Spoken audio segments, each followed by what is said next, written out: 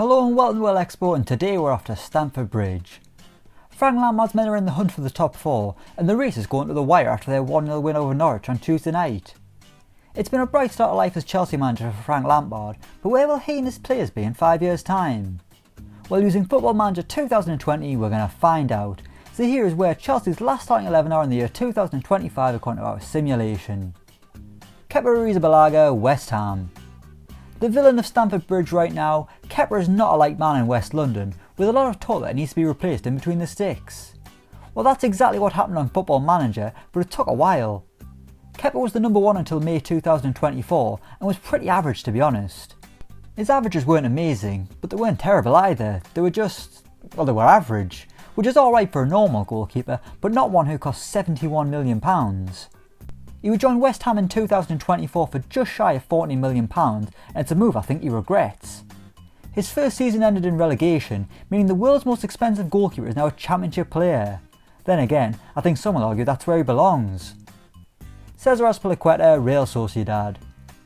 The Chelsea skipper is still going in the year 2025, but he's no longer patrolling a Premier League defence. His contract at Stamford Bridge expired in 2023, and rather than hang up his boots, he decided he had a few more years left at the top, joining La Liga side Real Sociedad. Azpilicueta was rock solid in his first year, although year 2 is a bit more tough. His contract expires there in 2026, and you'd imagine at the end of it he'd retire. What I do wonder is though, did the Sociedad fans call him Dave as well? Kurt Zouma still at Chelsea. Our first player who's still at Chelsea, Kurt Zouma has been in and out of Frank Lampard's team this season, but on Football Manager remains a consistent figure in defence. Zouma has been consistently in the team, and his performances have been consistent as well. Nothing's really changed for Zouma, he's just a bit older, 5 years no less, and he's a bit slower, or less zoomier. I'll see myself out. Antonio Rudiger, Shakhtar Donetsk.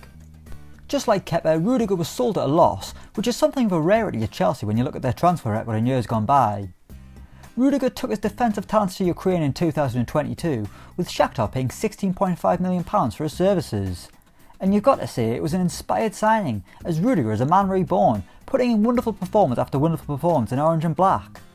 Then again, maybe it's just because the Ukrainian Premier League isn't quite the same standard as the English one. Sorry to all my Ukrainian fans out there, of which I am sure there are none.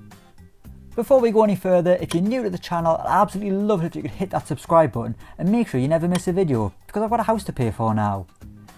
Alonso, Huddersfield Town. This is the biggest fall from grace in this team, but also the least surprising. I mean, come on, other than free kicks, Alonso's pretty woeful as a defender. I reckon I could get past him, and I've got the pace of a dead snail.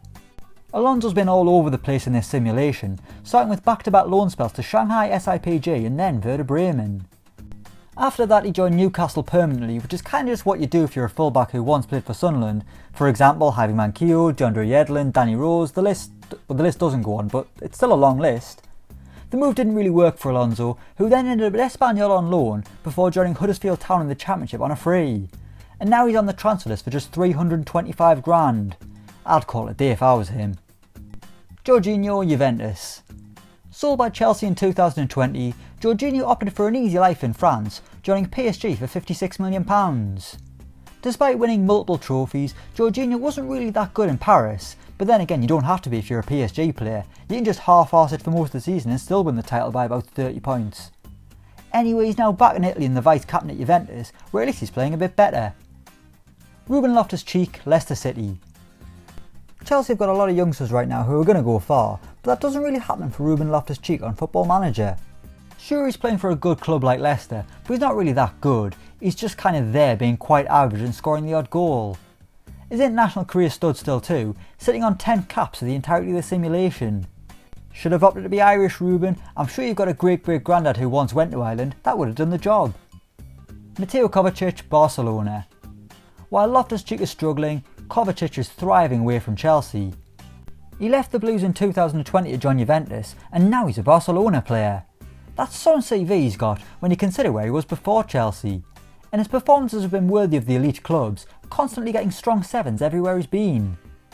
Kovacic is a top player on Football Manager 2020, valued at £54 million and earning 200 grand a week at the new camp.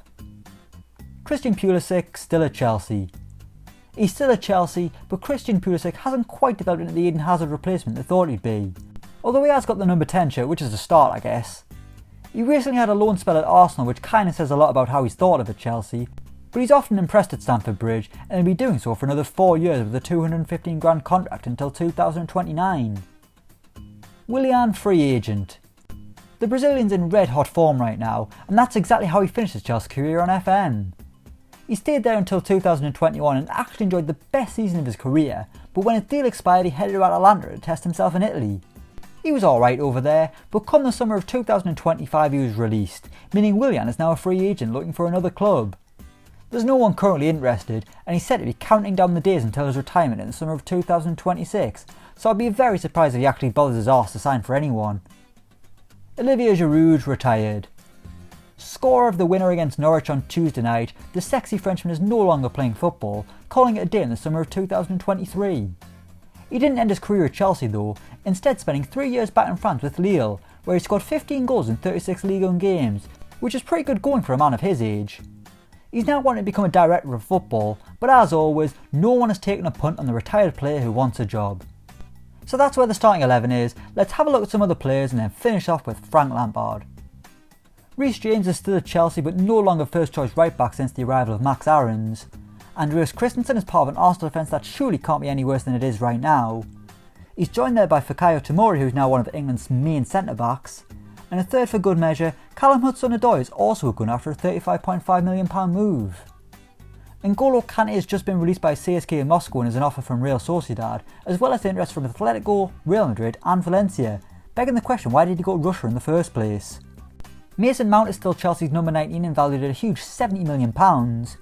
Billy Gilmour's career amazingly fell off a cliff, as he's now playing in the Championship for Stoke City. Ross Barkley's with Wolves because someone always has to be in these videos, and Tammy Abraham is still scoring plenty of goals as Chelsea's number 9, with no Timo Werner rival to ruin his career. So we finish with Super Frank, and he's no longer Chelsea boss, getting the sack in May 2021. Since then his career has been rough. He would spend 6 months as Man City's under-18s manager, then after that he became Sunderland manager. Then to make matters worse, he got the sack there as well, so the poor bloke's on the dole. So there we have it, that's Chelsea's current team in 5 years time according to Football Manager 2020. Let us know what you think in the comments down below. As always, don't forget to like, share and subscribe to Elecspo, and until next time we'll see you around.